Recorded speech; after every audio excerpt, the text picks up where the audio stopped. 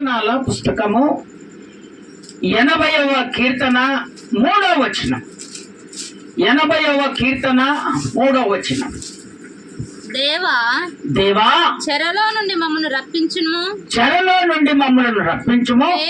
మేము రక్షణ పొందినట్లు నీ ముఖ కాంతి ప్రకాశింపజేయము. నీ ముఖ కాంతి ప్రకాశింపజేయము. దేవుడు అక్కడ భక్తుడు ప్రార్థన చేస్తున్నటువంటి ఆ మాటలు మనం జాగ్రత్తగా ఆలకించినట్టయితే, దేవా చెరలో నుండి మమ్మను రక్షింపుము. అయితే చెర అనగా నిర్బంధం. చెర అనగా ఏంటిది?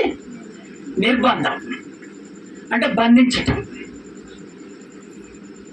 ఆ భక్తుడు చేస్తున్నటువంటి ప్రార్థన, అయ్యా ఆ చెరలో నుండి మమ్మలను రక్షించుము. ఇంకేమంటున్నాడమ్మా? మేము రక్షణ నందునట్లు నీ ముఖ కాంతి ప్రకాశింపచేయి. అయ్యా నీ ముఖ కాంతి మాలో ఉంటే ఆ ప్రకాశిస్తుందే, ఆ ప్రకాశం ద్వారా శత్రువులందరూ దూరం అయిపోతారు. అందులో నుంచి మమ్మలను అయ్యా రక్షించుము, ఆ నిర్బంధముల నుంచి మమ్మలను విడిపించుము అని ప్రార్థన చేస్తున్నారు. అందుకనే దేవుని బిడ్డలారా, చెరలో నుంచి విడుదల మనం పొందాలి. ఈ నిర్బంధించేది ఎవడు? నిర్బంధించేది సాతానుడు. ఈ సాతానుడు ఏం చేస్తాడంటే జనం రకంగానే వస్తాడు వాడు. విన్నావా? లేక పంచాయతీ ద్వారానైనా వస్తాడు, లేక ఏదో నడుముల నొప్పుల ద్వారానైనా వచ్చేస్తాడు. ఏదో ఒక రకంగా సాతానుడు ఏదో ఒక రకంగా వాడు నిర్బంధం చేస్తా ఉంటాడు. ఆ నిర్బంధంలోకి వెళ్ళి రక్షించబడాలని దేవుని ఎదట ఇదిగో గోచాడుతా ఉన్నాడు.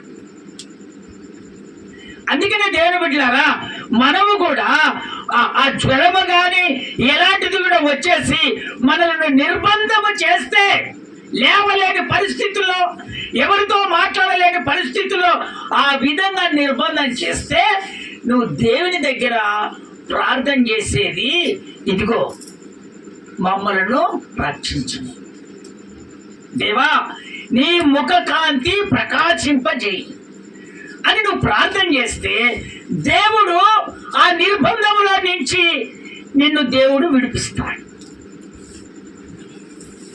అక్కడ ఉన్నటువంటి ప్రజలు నెబుకద్నెజరు పరిపాలనలో ఇజ్రాయెల్ ప్రజలను బబులోను ప్రాంతానికి తీసుకొని వెళ్ళాడు.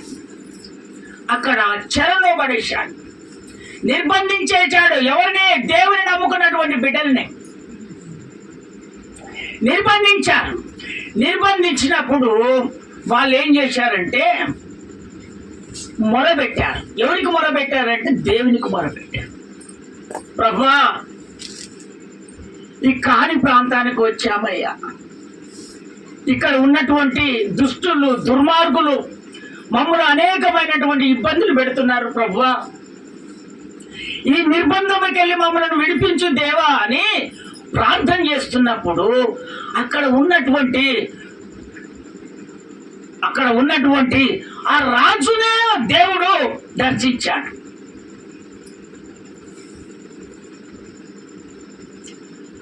దర్శించి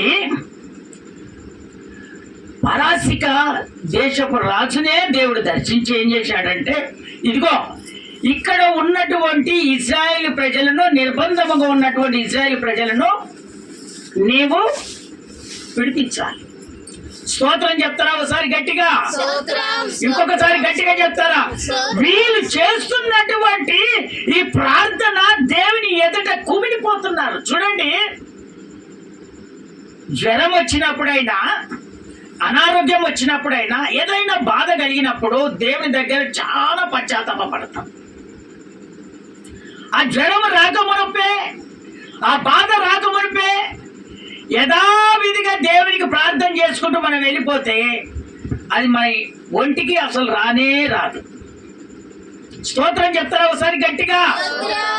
ఎందుకంటే అవి ఎందుకు వస్తున్నాయో తెలుసా?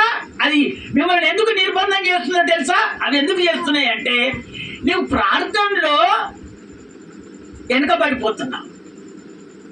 వెనుకబడిపోవటం వలన అవి వచ్చేసి ఏం చేస్తుందంటే నిన్ను నిర్బంధం చేసేస్తున్నాయి. నువ్వు దాంట్లో విడిపించుకోలేకపోతావు. పనికి వెళ్ళాలని ఆశ ఉంది కానీ నేను నిర్బంధించాను. జ్వరం రకను, కడుపు నొప్పి మాదిరిగాను, లేదా ఏదో చుట్టాల మార్గంలో, ఏదో బంధువుల మార్గంలో, ఏదో ఒక రకంగా వాడు బంధించేస్తాడు. ఎందుకు ఒక పని చేయాలని మనం ఆశపడినప్పుడు నిర్బంధం చేస్తున్నాడంటే మనలో ప్రార్థన జీవితం కోల్పోతుంది. అందుకని దేవుడి దగ్గర మనము మేలు పొందుకోవట్లేదు. ఇంకోటి ఏంటంటే ఆ సాతాను ప్రభావం నుంచి మనం విడిపించబడట్లేదు. కారణం ఏందో తెలుసా? మనలో ఉన్నటువంటి ప్రార్థన దేవునికి దూరం అయిపోయింది కనుక మనము ఆ నిర్బంధంకి వెళ్ళి మనం బయటపడట్లేదు. మన సమస్యలు మేలు మనం దేవుని దగ్గర పొందుకోవట్లేదు. అందుకని అక్కడ ప్రార్థన చేసినప్పుడు వెంటనే పారసిక దేశపు రాజునే దేవుడు దర్శించి నా బిడ్డలను నువ్వు ఏ విధము చేతనైనా సరే ఆ నిర్బంధంలోకి వెళ్ళి విడిపించాలి. ఎక్కడ? యెరూషలేము ప్రాంతానికి నువ్వు పంపించాలి. అనగానే ఆ రాజు భయపడి అక్కడ యెరూషలేము ప్రాంతములో కూల్చబడినటువంటి గోడలన్నిటినీ మందిరం కట్టించాలి అని ఎప్పుడైతే ఆ రాజుకు దేవుడు ఆజ్ఞాపించాడు, ఒక గుబులు వచ్చేసింది. ఈ రాజుకు గుబులు రావడానికి కారణం ఏంటో తెలుసా? వీళ్ళు చేస్తున్నటువంటి ప్రార్థన. వీళ్ళు చేస్తున్నటువంటి ప్రార్థన ద్వారా దేవుడు అక్కడ ఉన్నటువంటి రాజునే దేవుడు ధరించి నా బిడ్డలు ఇక్కడి నుంచి యెరూషలేము ప్రాంతానికి వెళ్ళాలి. వాళ్ళు వెళ్ళటమే కాదు, అక్కడ కూల్చబడినటువంటి మందిరాన్ని కట్టించాలి. ఆ ప్రకారాలను, కూలిపోయినటువంటి ప్రకారాలని కట్టించాలి అని దేవుడు ఆజ్ఞాపించగానే వెంటనే అక్కడ ఉన్నటువంటి రాజులు యెరూషలేము ప్రాంతంలో మందిరాన్ని నిర్మించారు. దేవునికి స్తోత్రాలు చెప్తారా ఒకసారి గట్టిగా? ఇంకొకసారి గట్టిగా చెప్తారా? ఇదిగో మందిరానికి కావలసినటువంటి వసతులన్నీ మీరే అక్కడికి పంపించాలి. చూడండి దేవుని బిడ్డలారా, మనం ప్రార్థన చేస్తున్నప్పుడు మన ఇంట్లో ఒక ఆపద వచ్చిందనుకో, మన ఇంట్లో ఒక వస్తువు కావాలని ఆశపడుతున్నాం అనుకో, మన ఇంట్లో లేదా ఒక సంపాదన కావాలని మనం ఆశపడుతున్నామో, నీవు ప్రార్థన చేస్తే దేవుడు ఎవరి ద్వారానైనా సరే ద్వారాలను దేవుడు తెరుస్తాడంతే. వాళ్ళే అనేది కాదు, ఎవరి ద్వారానో దేవుడు ద్వారాలు తెరుస్తాడు. ఇక్కడ వీళ్ళు మొరపెట్టినప్పుడు, కన్నీరు కార్చినప్పుడు, ఆ బాధతో ప్రార్థన చేసినప్పుడు, ఆ నిర్బంధం చేసినప్పుడు ఉంటది. ఇప్పుడు నీ చేతులకు వేడి లేచాడు, కట్ట తీసుకొని కొడుతున్నాడు, నీ బాధ ఎట్లుంటది అమ్మా? ఎట్లుంటది? ఇప్పుడు ఆపదలో ఒక ప్రాంతానికి మనం వెళ్ళాలి, అప్పుడే అనారోగ్యం వచ్చింది, పోవాలనే కబర్ వచ్చింది. ఇది ఖచ్చితంగా ఎట్టి పరిస్థితులైనా నువ్వు రావాలి అని కబర్ వచ్చింది. నువ్వు రాకపోతే బాగుండదని కబర్ వచ్చింది. ఇక్కడ ఏమవుతుంది? అనారోగ్యం వచ్చి లేవలేకపోతున్నాం. అందుకనే అలాంటి పరిస్థితుల్లో దేవుని అంగీకరించినటువంటి దేవుని బిడ్డలారా, దేవునికి హృదయము అంతరంగం ఎరిగిన దేవునికి మొట్టమొదట మనం ఏ విధంగా ప్రార్థన చేసుకొని భక్తిలో పెరుగుతున్నామో ఆ భక్తి ముమ్మాటికి పోగొట్టకుండా అదే భక్తిలో నువ్వు కొనసాగితే దేవుడు నీకు జరగాల్సినటువంటిది ఎప్పుడు జరగనీయకుండా దేవుడు ఉంచాడు. ఆయన ఖచ్చితంగా జరిపిస్తాడు. వెంటనే వాళ్ళు ప్రార్థన చేసినటువంటి ఆ ప్రార్థన దేవుడు అంగీకరించి అక్కడ మందిరాన్ని కట్టించాడు. మళ్ళీ ఇక్కడ నిర్బంధంలో ఉన్నటువంటి వాళ్ళందరినీ దేవుడు విడిపించాడు. దేవునికి స్తోత్రాలు చెప్తారా ఒకసారి గట్టిగా? ఇప్పుడు ఈ నిర్బంధంలో నుంచి, ఆ చెరలో నుంచి విడిపించబడినప్పుడు స్వేచ్ఛ అయిపోయిందిగా. మా దేశానికి మేము వచ్చాము, దేవుడు మమ్మలను ఆశీర్వదించాడని ఆలోచనతోటి వీళ్ళు ఏం చేశారంటే దేవునికి దుర్మార్గమైనటువంటి పనులు చేస్తున్నారు. మళ్ళీ ఏం చేస్తున్నారు? దుర్మార్గమైనటువంటి పనులు చేస్తున్నారు. ఈ దుర్మార్గం పనులు ఏంటంటే, ఇప్పుడు దేవుని అంగీకరించినటువంటి దేవుని బిడ్డలు, దేవుని అంగీకరించినటువంటి దేవునికి పడనటువంటి దేవుని బిడ్డలు పడబట్టినటువంటి వారికి సంబంధాలు పెట్టుకున్నారు. సంబంధాలు పెట్టుకోవటం కాదు, వాళ్ళ పిల్లల్ని వీళ్ళు చేసుకోవడం, వీళ్ళ పిల్లలను వాళ్ళు చేసుకోవటం. దేవుడు నువ్వు కన్నీరు కార్చి నువ్వు ప్రార్థన చేసినప్పుడు, ఆ ప్రార్థనకు నీకు విజయాన్ని దేవుడు ఇచ్చినప్పుడు నువ్వు ఎట్లా మర్చిపోతావు? దేవుని పద్ధతిని ఎట్లా మర్చిపోతావు? దేవుడు నాకు ఒక విజయాన్ని ఇచ్చాడు, ఒక అనారోగ్యం నుంచి విడిపించాడు, ఒక బాధను తొలగించాడు. నేను ఒకప్పుడు ఒక స్థితిలో ఉన్నాను, ఆ స్థితి నుంచి దేవుడు నన్ను ఇంకొక స్థితి దేవునికి తీసుకొని వచ్చాడు. ఈ స్థితిని నేను ఏ విధంగా మర్చిపోవాలని ఒక ఆలోచన నీకు రావట్లేదు. దేవుడు చెప్తున్నటువంటి మాటలు ఇది. ఎందుకంటే దేవుడు ఎప్పుడైతే ఆశీర్వదిస్తాడో, దేవుడు ఎప్పుడైతే నీకు జరగనిది ప్రార్థన చేసినప్పుడు దేవుడు జరిపిస్తాడో, ఇదిగో అప్పుడు ఏమైపోతుందో తెలుసా? నీ భక్తి దేవునికి దూరం అయిపోతుంది. వద్దన్న చోటుకే వెళ్తావు, వద్దన్నతోటే కల్చర్ పెట్టుకుంటావు, వద్దన్నతోటే నువ్వు పెరుగుతుంటావు. అంటే నీ కార్యం ఎట్లా జరుగుతుంది? ఎట్లా కార్యం జరుగుతుంది? అందుకని నా దేవుడు చెప్తున్నాడు, ఇలాంటి దేవునికి వ్యతిరేకమైనటువంటి పనులు చేయకూడదని దేవుడు మాట్లాడుతున్నాడు. ఈ దుర్మార్గమైనటువంటి పనులు చేయకూడదు. అక్కడ చెరలో ఉన్నప్పుడేమో కన్నీరు కార్చాడు దేవుని ఎదుట. అక్కడి నుంచి దేవుడు విడిపించి ఆ ప్రాంతానికి పంపించిన తర్వాత, వాళ్ళు ఆశీర్వదించబడిన తర్వాత చూడు, వర్ష వన్య ఏది లేకుండా వద్దయ్యా వాళ్ళతో మన సంగత్యం వద్దనంటే వాళ్ళతోటి సంగత్యం చేస్తారు. ఎజ్రా పుస్తకం చదవండి.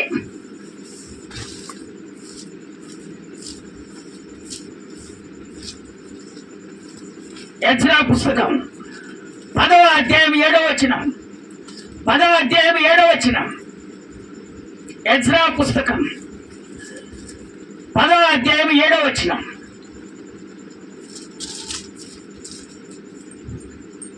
బైబిల్ చదివితే కదా ఎజ్రా పుస్తకం తెలిసేది.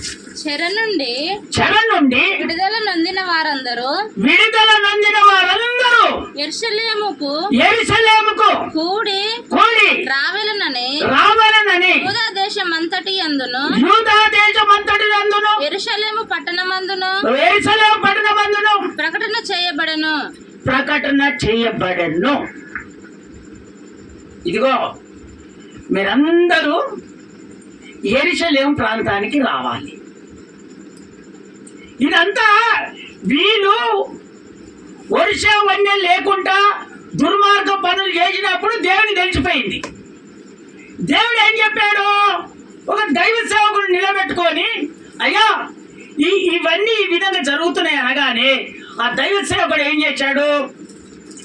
మీరందరూ ఎక్కడికి రావాలి? యెరూషలేముకు రావాలి. మీరందరూ యెరూషలేముకు రావాలి. వీడు అప్పుడు యెరూషలేముకు రామంటున్నాడు. ఎందుకు మళ్ళీ యెరూషలేముకు రామంటున్నాడు? మేము ఉన్నది ఎక్కడ? యెరూషలేములో కదా మేమున్నది. మరి యెరూషలేముకు మళ్ళీ రామంటున్నాడు అంటే దేవుని మందిరానికి రమ్మని చెప్తున్నాడు. చేతులు ఎత్తి ఆరాలు చెప్తారా? ఒకసారి గట్టిగా, ఇంకొకసారి గట్టిగా చెప్తారా? మీరందరూ అక్కడికి రావాలి. ఒకవేళ రాకపోతే మీ ఆస్తి ఉందే, ఆ ఆస్తి ఏమైపోతుందో తెలుసా? దేవుని దగ్గరికి అయిపోద్ది. ఒకవేళ నీవు రాలేని పరిస్థితిలో ఉన్నావే, ఇదిగో దేవుని అంగీకరించినటువంటి బిడ్డలలో నిన్ను వెలవేయబడతాయి. ఎన్ని రోజులు? 3 రోజులలో మీరందరూ రావాలి అక్కడికి, యెరూషలేము ప్రాంతానికి రావాలి.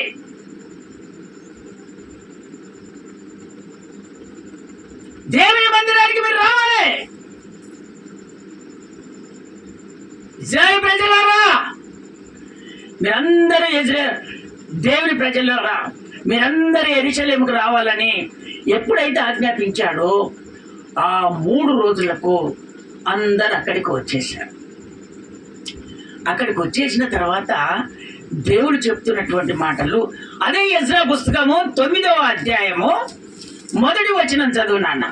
ఈ సంగతులు సమాప్తమైన తర్వాత దేవుడు అన్నిటికన్నీ చేసిన తర్వాత పెద్దలు నా యొద్దకు వచ్చి ఇశ్రాయేలీయులను యాజకులను లేవీయులను కనానీయులు హత్తీయులు పెరిజీయులు యోబూసీయులు అమ్మోనీయులు మోయాబీయులు ఐగుప్తీయులు అమోరీయులు అను దేశపు జనులలో నుండి తమ్మును తాము వేరుపరచుకొనగా వారు చేయు అసహ్యమైన కార్యములను తామే చేస్తున్నా. మనము చెయ్యకూడదే అనబట్టి పనులు దేవుని నమ్ముకున్నటువంటి బిడ్డలే చేస్తున్నారు. అక్కడ వాళ్ళతో మనకు సంగత్యం వద్దు అని దేవుడు చెప్పాడు. దేవుడు చెప్తే వీళ్ళేం చేస్తున్నారు? వాళ్ళతోనే సంగత్యం చేస్తున్నారు. అప్పుడు దేవునికి, అందుకనే మీరంతా యెరూషలేము ప్రాంతానికి రావాలి. అసలు మీకు కార్యాలు జరుగుతలేవు అనేది మీరు చూస్తున్నారు, కానీ ఆ కార్యాలు ఎందుకు జరగట్లేదని మీరు ఆలోచన చేస్తున్నారు. అసలు నా బాధ ఎందుకు తొలగిపోవట్లేదని ఆలోచన చేస్తున్నావా? నేను ఎందుకు ఇంకా ఈ స్థితిలో ఉన్నానని నువ్వు ఆలోచన చేస్తున్నావా? నా బ్రతికి ఇంకా ఏంది ఈ ప్రకారంగా అయిపోయిందని నువ్వు ఒకసారి ఆలోచన చేస్తున్నావా? కానీ దేవుని బిడ్డలారా, దేవుని అంగీకరించినటువంటి మనము దేవుడు వద్దన్న పని మనం చేస్తే అది దుర్మార్గత అని దేవుడు నీతో హెచ్చరిస్తున్నాడు. అసత్యమైనటువంటి పనులు, ఈ పనులు చేసి దేవుడు నాకు మేలు చేయట్లేదు అని అంటారు మళ్ళీ. అందుకనే వాళ్ళతో వీళ్ళు కుమ్మెక్కాయి చేయకూడదు అన్నోలే ఇప్పుడు ఏం చేస్తున్నారు? వాళ్ళే చేస్తున్నారు వీళ్ళకన్నా ముందర. అసహ్యించుకుంటూలే ఏం చేస్తున్నారు? వాళ్ళతోనే సంగత్యం చేస్తున్నాడు. అప్పుడు దేవుని కోపం వస్తుందా రాదా? నువ్వు చేసిన ప్రార్థనకు ప్రతిఫలం వస్తుందా రాదు? దేవుని బిడ్డలారా, అందుకనే నా దేవుడు ఈ రోజు నీతో సెలవిస్తున్నటువంటి మాట, దేవుడు వద్దన్న పనులు నువ్వు చేస్తే నీ కార్యం జరగదు. అది ఏ అనారోగ్యమైనా కానీ, ఏ సమస్య అయినా కానీ నువ్వు ఆశీర్వదించబడాలా, నీ అప్పులు తొలగిపోవాలా, నీ బాధలు తొలగిపోవాలా, నువ్వు శ్రమల నుంచి విడిపించబడాలా, నువ్వు ఏ విధంగా ఆలోచనతో ప్రార్థన స్థలానికి వచ్చినావో దేవుని బిడ్డలారా, నీవు మాత్రం ఈరోజు దేవుడు నచ్చనటువంటి కార్యాలు నువ్వు చేస్తే మాత్రము నీకు మేలు దొరకదు, నువ్వు విడుదల పొందుకోవని దేవుడు చెప్తున్నాడు. చూడు ఏం కార్యాలు చేస్తున్నారు. ఆంచి కిందికి చదువు ఇప్పుడు. అమ్మా చదువునారా? వారి కుమార్తెలను పెళ్లి చేసుకొనొచ్చు. చూసారా? అదే కాదు, మళ్ళా వాళ్ళ కుమార్తెలను పెళ్లి చేసుకుంటున్నారు. మన వాళ్ళు తమ కుమారులకును తీసుకొనొచ్చు పరిశుద్ధ సంతతిగా ఉండవలసిన తాము ఆ దేశపు జనులతో కలిసి కొనిన వారిరై ఆ అపరాధము చేసిన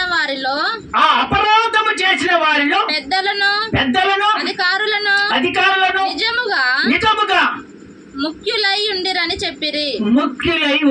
చెప్పిరి. చేతులెత్తి స్తోత్రాలు చెప్తారా ఒకసారి గట్టిగా? ఇప్పుడు దేవుని బిడ్డలారా, అక్కడ దేవుడు చెప్తున్నటువంటి మాటలు నేను వద్దన్న వాళ్ళతోటే వీళ్ళేం చేస్తున్నారు? వీళ్ళ పిల్లలను వాళ్ళు చేసుకుంటారు, వాళ్ళ పిల్లలను వీళ్ళు అదేమన్నా పద్ధతేనా? దేవుడు వద్దన్నాడు. వాళ్ళతో సంగత్యం వద్దు, మీరు నాకు అసత్యమైనటువంటి కార్యాలు చేయొద్దు దేవుడు చెప్పాడు ఆల్రెడీ. చెప్పిన తర్వాత, ఆశీర్వదించబడిన తర్వాత, అనారోగ్యం పోయిన తర్వాత, బాధలు తొలగిపోయిన తర్వాత, శ్రమలు పోయిన తర్వాత వీళ్ళు ఏం చేస్తారంటే, ఎవరు దొరకకపోతే ఆ మూల కూర్చుంటారు చూసినావా, వాళ్ళ దగ్గర పోయే ముచ్చట్లు పెడుతుంటారు కొంతమంది. అప్పటిదాకా ఏముంది, అమ్మో వీళ్ళతో మాట్లాడితే మాకేమైనా దేవుడు ఎఫెక్ట్ చేస్తాడేమో అనే ఆలోచన ఏమో అప్పుడు వస్తుంది. ఎవరు లేనప్పుడు ఏం కాదు అని కూర్చొని నువ్వు వాళ్ళతో సాంగత్యం చేయటం వలన నీవు అనారోగ్యం వల్ల కొని తెచ్చుకుంటేవి, బాధలను పోయినటువంటి మళ్ళా బాధలు వచ్చాయి, ఆశీర్వదించబడిన ఆశీర్వాదం కోల్పోతేవి, పనులు జరిగినప్పుడు మళ్ళీ పనులు జరగబోటే. అందుకనే వాళ్ళ పిల్లలను వీళ్ళు, వీళ్ళ పిల్లలు వాళ్ళు. దేవుడు ఆల్రెడీ వద్దని చెప్పాడు.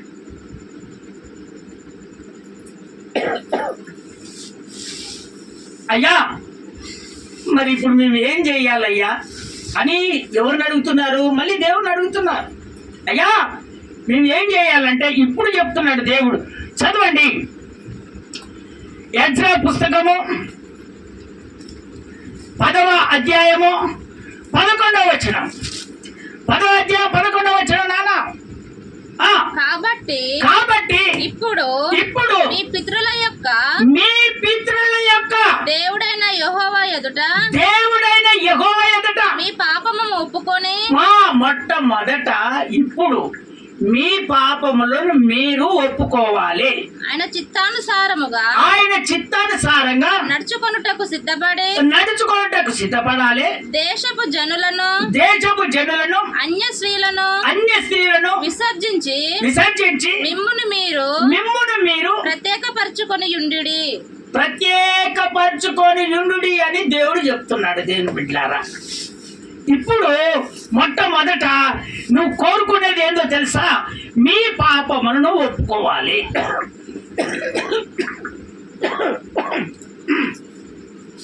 మొట్టమొదటి ఏంటంట? పాపములను ఒప్పుకోవాలి.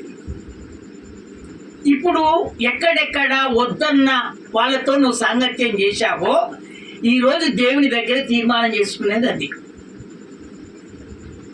వెంటనే తీర్మానం చేసుకోవాలి, ప్రభు నా పాపాన్ని నేను ఒప్పుకుంటున్నాను. నేను ఎవరితో మాట్లాడొద్దో అనుకున్నానో వాళ్ళతో నేను మాట్లాడుతున్నాను, కానీ ఇప్పటి నుంచి నీకు అసస్యమైనటువంటి పనులను నేను చెయ్యను, నా పాపాన్ని నేను ఒప్పుకుంటాను. రెండవదిగా ఏమంటున్నాడు అక్కడ? రెండవది ఆయన చిత్తానుసారంగా నడుచుకోవాలి. అయ్యా నిన్ను అంగీకరించినటువంటి నేను అప్పుడు ఏ విధంగా నీ చిత్తానుసారంగా నేను నడుచుకున్నానో ఇప్పుడు కూడా ఈ రోజు నుంచి అదే చిత్తానుసారంగా నేను నడుచుకుంటానయ్యా. మూడవదిగా ఏమంటున్నాడు? అన్య స్త్రీలను విసర్జించాలి. ఎందుకు? ఈ అన్య స్త్రీలు వస్తుంటేనే వాళ్ళ మాటలు మాట్లాడితే నవ్వంగానే మనకు నవ్వు వచ్చేస్తుంది. అన్యులు ఏదో ఒక మాట నవ్వించే మాట చెప్పగానే నవ్వు వస్తుందని అన్యులతోటే సాహసం చేస్తారు. దేవుని బిడ్డలతో సాహసం చేయరు, అన్యులతో సాహసం చేస్తారు. వాళ్ళు మాట్లాడేసరికి నవ్వులు వచ్చేస్తాయి ఒక్కొక్కరికి. దేవునికి స్తోత్రాలు చెప్తారా? ఒకసారి గట్టిగా, ఇంకొకసారి గట్టిగా చెప్తారా? అందుకనే దేవుని బిడ్డలారా, అన్యులతో సాహసం చేయొద్దు. అమ్మా ఇన్న పడుతుంది, బయటికి చేతులెత్తి స్తోత్రాలు చెప్తారా? ఒకసారి గట్టిగా. అన్యులతో సావాసము చేయకూడదు. అన్యులతో నువ్వు సాహసం చేస్తే దేవుని దగ్గర మేలు పొందుకోలేవు. ఒకవేళ మేలు పొందుకున్నా కూడా మళ్ళా నీకు శ్రమ వచ్చేస్తుంది, బాధ వచ్చేస్తుంది, నింద వచ్చేస్తుంది, అవమానం వచ్చేస్తుంది. ఇవన్నీ మళ్ళీ నీకు వచ్చేస్తాయి. అందుకనే అన్యులతోటి సావాసము నువ్వు చెయ్యొద్దు. వాళ్ళని ఎంతటా ఉంచాలనో అంతటనే ఉంచాలి, దేవుడు చెప్తున్నటువంటి మాట. నాలుగోదిగా ఏమంటున్నాడు? మిమ్మును మీరు ప్రత్యక్షపరచుకోండి. మీరు మొదట ఏ విధంగా ఉన్నారు అదే ప్రకారంగా మీరు ప్రత్యక్షపరచుకోండి. ఇదిగో మీ సమర్పణ పోగొట్టుకోవద్దండి, మీ పరిశుద్ధతను పోగొట్టుకోకండి. ఇదిగో మీరు ఏ విధంగా దేవుని అంగీకరించి నడుస్తున్నారో అదే ప్రకారంగా ఇప్పుడు ప్రత్యక్షపరచుకోండి. నా దేవుడు నాలో ఉండాలి. కొంతమంది ఏం చేస్తారంటే దేవుడు ప్రార్థన చేయగానే ఆ ప్రార్థనకి వెంటనే జవాబు వచ్చినప్పుడు ఇప్పుడేమో జవాబు రావట్లేదు, అప్పుడేమో జవాబు వచ్చింది, ఇప్పుడేమో జవాబు రావట్లేదు. కారణం ఏంటంటే నువ్వు ప్రత్యేకించుకోవట్లేదు అనుకుంటున్నావు, కానీ దేవునికి నీవు అండర్స్టాండ్ కావట్లేదు. అండర్స్టాండ్ కాకపోవటం వల్లనే నువ్వు ప్రత్యేకంగా ఉండట్లేదు. ఉన్నావని నువ్వు అనుకుంటున్నావు, కానీ దేవుని దగ్గర ప్రత్యేకంగా నువ్వు లేవు. అందుకనే నిన్ను నీవు ప్రత్యక్షపరచుకోమని దేవుడు చెప్తున్నాడు. ఎందుకంటే వాళ్ళకు మనకు తేడా ఉంటుంది. వాళ్ళు చేసిన పనులు మనము చెయ్యం. అందుకనే దేవుని బిడ్డలారా, మనకు వాళ్ళకు ఎఫెక్ట్గా ఉంటుంది కనుక వాళ్ళతో మనం సంగత్యం చేయకూడదు. మనం ప్రత్యేకంగా దేవునికి ఏర్పడినటువంటి మనము, దేవునితో ఉన్నటువంటి మనము, ఇదిగో అన్యులలో నుంచేనే మనము ప్రత్యేకంగా ఏర్పడ్డాం. ఆయన మహాకృపను బట్టి ఆయనలో మనల్ని నిలబెట్టుకున్నటువంటి మన జీవితాన్ని, మరి ఈ ప్రత్యేకంగా ఉన్నటువంటి మన జీవితాన్ని మళ్ళా పోగొట్టుకుందావా? అన్ని రాజ్యాలలోనికి వెళ్తావా? అందుకని దేవుని బిడ్డలారా, ఈరోజు స్పష్టంగా దేవుడు నీతో మాట్లాడుతున్నాడు. అన్యుల ఆచారంతో ఉంటే నీ కార్యాలు మాత్రము అసలు జరగవు, ఎఫెక్ట్గానే ఉంటాయి. ఇదిగో జరగాలని ఆలోచన దేవుడు చేస్తూనే ఉంటాడు, కానీ ఆ సమస్య అక్కడికే ఆగిపోద్ది. అందుకనే ఈరోజు ఒక తీర్మానంలోనికి నువ్వు వస్తే ఖచ్చితంగా నా దేవుడు ఈరోజు ఏ సమస్య చేత వచ్చావో ఆ సమస్య నుంచి నా దేవుడు విడిపిస్తాడు. స్తోత్రం చెప్తారా? ఒకసారి గట్టిగా, ఇంకొకసారి గట్టిగా చెప్తారా? దేవుని బిడ్డలారా,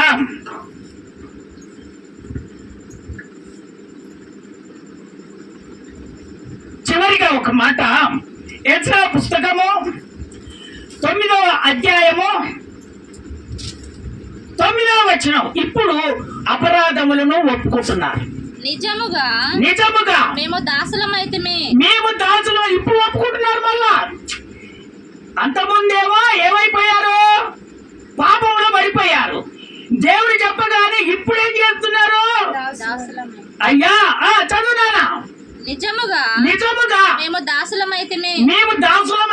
అయితే మా దేవుడవైన నీవు మా దాస్యములో మమ్మను విడవక పారసిక దేశపు రాజుల ఎదుట మాకు దయ కనపరిచి మేము తెప్పరిల్లినట్లుగా మా దేవుని మందిరమును నిలిపి దాని పాడైన స్థలములను తిరిగి బాగు చేయుటకును యూదా దేశమందును యెరూషలేము పట్టణమందును మాకు ఒక ఆశ్రయము ఇచ్చుటకు కృప చూపించితివి. దేవునికి స్తోత్రం చెప్తారా? ఒకసారి గట్టిగా. ఇంకా ఉందామా? అదే 10 వరకు చదువు. మా దేవా ఇంత కృప నొందిన తర్వాత మేమేమి చెప్పగలము? మేము ఏమి చెప్పగలము? దేవుని బిడ్డలారా, ఇదిగో అయ్యా, పరసికల దేశపు రాజు దేవా, మాకు దయ చూపించిన దేవా, ఇదిగో మేము వాళ్ళకు దాస్యమైపోయావు నాయనా. అందుకనే ఈ దాస్యత్వము నుంచి మమ్మలను విడిపించు నాయన. అయ్యా ఇదిగో పాపం చేశామయ్యా, ఈ పాపాన్ని మేము ఒప్పుకుంటున్నాం. ఇక నుంచి ఈ పాపం జోలికి వెళ్ళము. అన్యులతో మాకు సాహసం వద్దు. మేము ప్రత్యేకంగా నీ కొరకు ఏర్పరచబడినటువంటి వాళ్ళము. ఇక ఈ ప్రత్యేకత మేము పోగొట్టుకోము అని దేవుని ఎదుట తీర్మానం చేసుకున్నప్పుడు వాళ్ళు అభివృద్ధి పొందడం మొదలు పెట్టాడు. చేతులెత్తి స్తోత్రాలు చెప్తారా ఒకసారి గట్టిగా, ఇంకొకసారి గట్టిగా చెప్తారా? దేవుని బిడ్డలారా, ఎప్పుడైతే నీవు దేవుని దగ్గర తప్పును ఒప్పుకుంటావో ఖచ్చితంగా నీ అనారోగ్యం ఎలాంటిదైనా విడిపించబడుతుంది, నీ బాధ ఎలాంటిదైనా తొలగించబడుతుంది, నీ సమస్య ఎలాంటిదైనా అది తీర్చబడుతుంది. నువ్వు ఏది కావాలని ఆశతో వచ్చావో అది ఖచ్చితంగా జయాన్ని నువ్వు పొందుకుంటావు. అంతే. ఇక అందరం నిలుమొక్కల మీద ఉండి తీర్మానం చేసుకుందాం. అందరం నిలుమొక్కల మీదకి వచ్చేద్దాం. ప్రభు స్తోత్రం నాయన, చెరలో నుంచి విడుదల పొందాలని మీరు మాతో మాట్లాడారు ప్రభా. చాలా అనుమగా